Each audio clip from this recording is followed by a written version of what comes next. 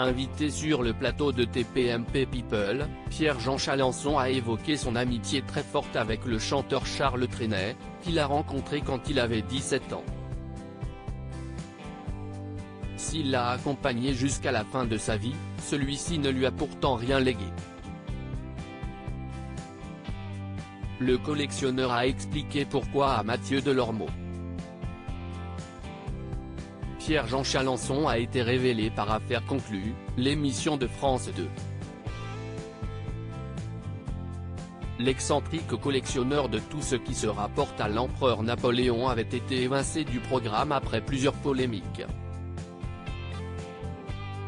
Il avait ainsi adressé un message douteux à Lynn Renaud après la mort de Johnny Hallyday.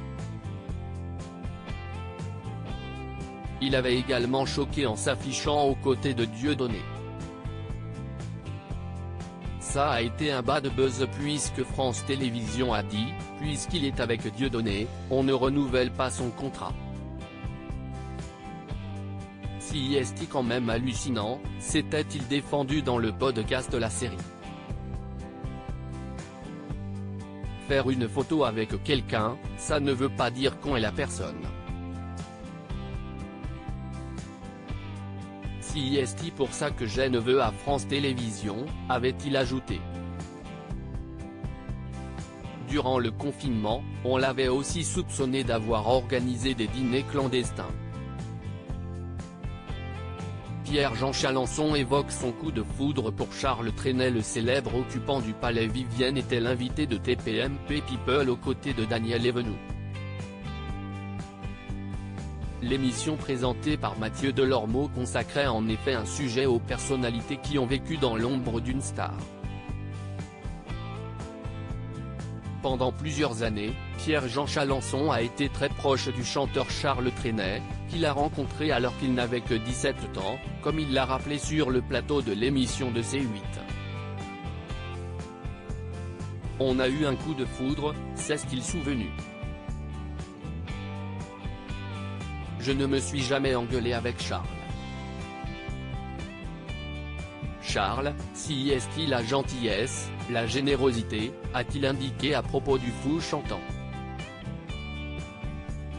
Il a rappelé que le chanteur le considérait comme son fils ou son petit frère.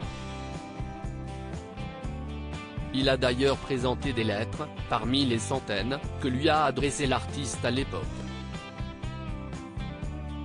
Si est-il l'homme de ma vie, a-t-il commenté. Si de son vivant, Charles Trenet n'a pas hésité à le faire profiter de sa générosité, le laissant commander des bouteilles hors de prix ou le faisant profiter de sa collection de Pascal, les billets de 500 francs de l'époque, il ne lui a pourtant rien légué. L'héritier de Charles Trenet a été escroqué. Pierre-Jean Chalancon a expliqué pourquoi sur le plateau de TPMP People. Mathieu Delormeau a rappelé que si est le secrétaire de Charles Trenet, qui avait hérité de toute sa fortune.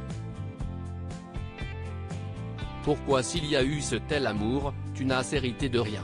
Il ne t'a même pas laissé une montre ? Lui a demandé l'animateur sans langue de bois. Georges nous a donné quelques petits présents, quelques petits tableaux. Mais Charles pensait qu'après sa mort, c'était un peu comme Rose à crédit, après moi le déluge. Il pensait que Georges, son héritier, prendrait soin de ses amis, ce qui malheureusement n'est pas arrivé. Et le pauvre garçon a été escroqué, a-t-il expliqué. J'étais trop jeune, j'avais 25-26e ans, a-t-il ajouté. Charles Trenet avait demandé conseil au ministre des Finances de l'époque, Dominique Strauss-Kahn, qui lui avait recommandé de créer une fondation.